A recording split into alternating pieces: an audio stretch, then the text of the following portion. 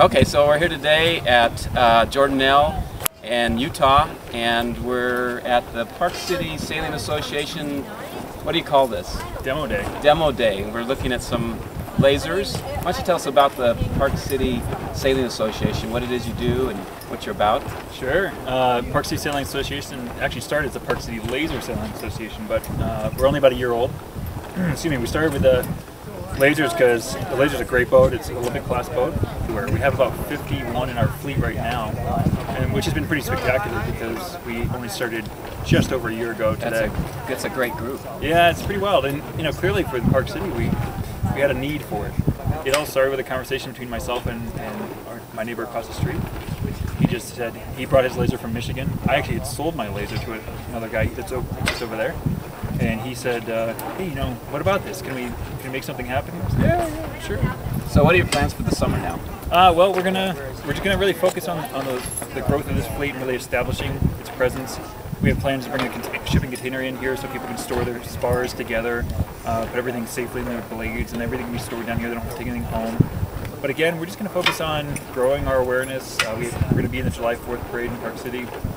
We're always trying to just put the word out to make sure that all the sailors find us. Great. Because that's the key. If the sailors find us, then they'll decide if they want to come race with us.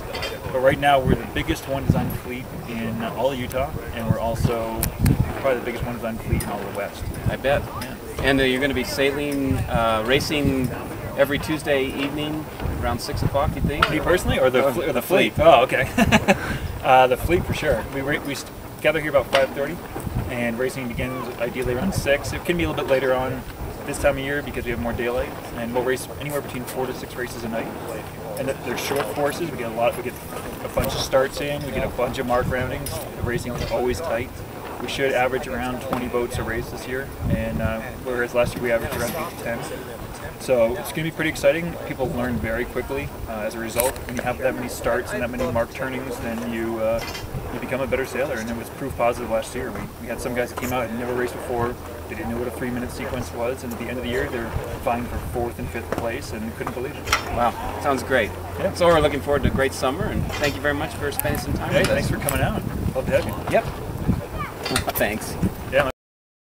For more information about the Park City Sailing Association, visit sailparkcity.org.